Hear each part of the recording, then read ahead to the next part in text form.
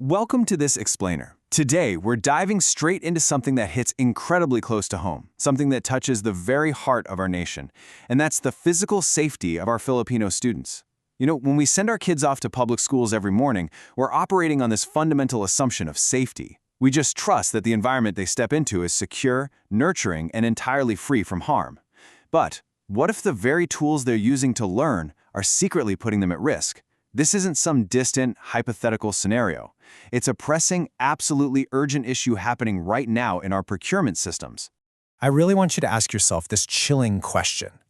What if the products entering our schools are actually unsafe? Just picture a slightly dim classroom for a second. Imagine these vulnerable children. They're eager to learn, completely trusting their teachers and their environment, and they are unknowingly handling materials that are quietly exposing them to unseen hazards. We aren't just talking about a broken share or a poorly printed textbook here. We are talking about invisible, chemical dangers introduced right into their bare hands, all because of a single signature on a procurement document.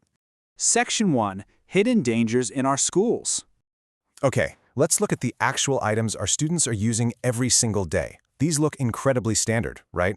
We've got anatomical models of the human body, basic lab gear, protein synthesis demonstration sets, wash bottles. Absolutely essential tools for any modern science curriculum. But here's the terrifying reality.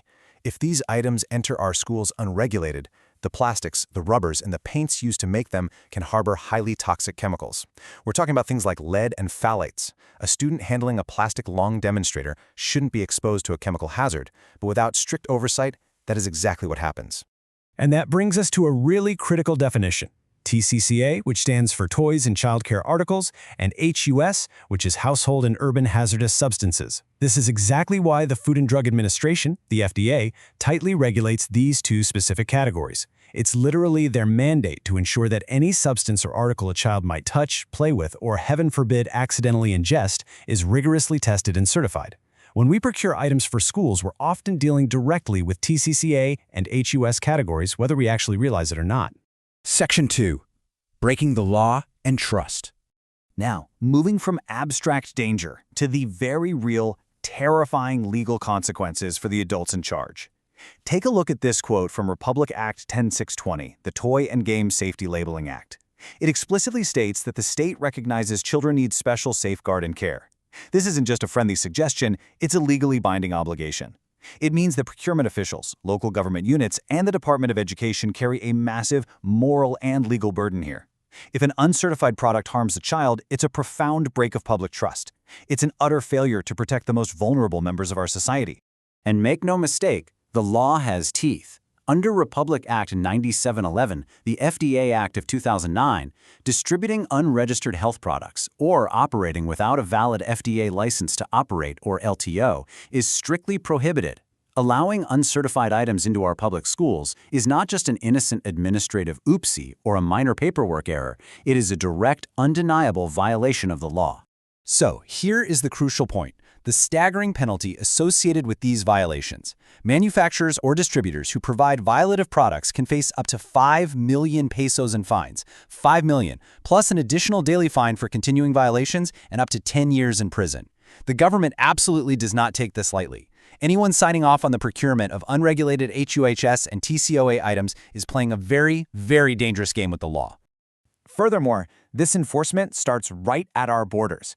The Bureau of Customs mandates valid documentation to intercept these unsafe shipments before they ever even have a chance to reach our teachers, parents, and students. This protective net is designed to be incredibly tight, requiring an active FDA LTO just to get these items into the country in the first place. Section 3. FDA mandates for TCCA and HUHS. Let's see how all of this builds into actionable, strict protocols for LGUs and DepEd. The Department of Education has actually laid this out crystal clear in their Annex D procurement rules. Bidders participating in school procurement must provide 3 critical things. First, a valid FDA LTO covering TCA and HUS. Second, a general certificate of non-toxicity. This specifically guarantees that items made of plastic, rubber, or containing painted surfaces are totally free from toxic materials and completely safe for student handling. And third, verification of proper safety labeling under RA 10620. Honestly, this is the checklist that keeps poison out of the classroom. Now, You might be wondering about expired licenses, and this perfectly illustrates how rigorous the FDA is being right now. Because the FDA is currently migrating their online portal data, some businesses do have expired LTOs. However, as the FDA explicitly points out in this advisory, an expired LTO is only considered valid if it's accompanied by an official FDA acknowledgement receipt. That receipt proves they've formally requested a renewal. So, procurement officers cannot just accept an expired LTO on its own. They have to demand the full, valid documentation, no exceptions. To back this whole thing up, the Bureau of Customs has issued memos enforcing this transition period all the way until June 2026. What does this mean for us? It means there are absolutely zero excuses for procurement bodies at any level to accept non-compliant paperwork. The Bureau of Customs is holding the line at the border. Procurement officers must hold the line at the schoolhouse door.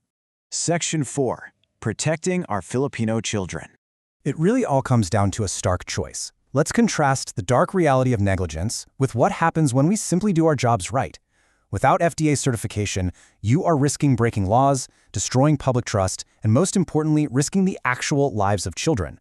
But with FDA-certified products, officials ensure lawful procurement. You protect the bright futures of happy, healthy Filipino students, you shield your own office from legal ruin, and honestly, you get to go to sleep at night with a clear conscience.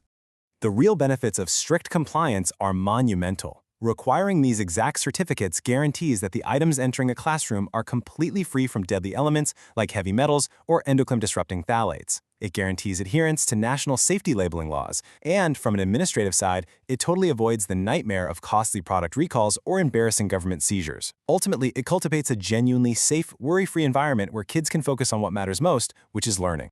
Section 5. The Safety Call to Action. We have reached the final, most uncompromising takeaway of this entire explainer.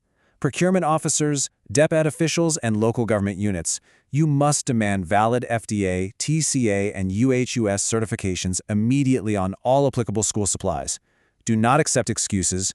Do not accept incomplete paperwork. By holding this standard, you protect our children, and in doing so, you are quite literally protecting the future of our nation. I want to leave you with this final, vital thought. Every single procurement cycle ends with a signature. Will your signature compromise their safety, or will it protect their future? The safety of our Filipino children is completely non-negotiable. Thank you for joining me for this explainer, and let's go make the right choice for our classrooms.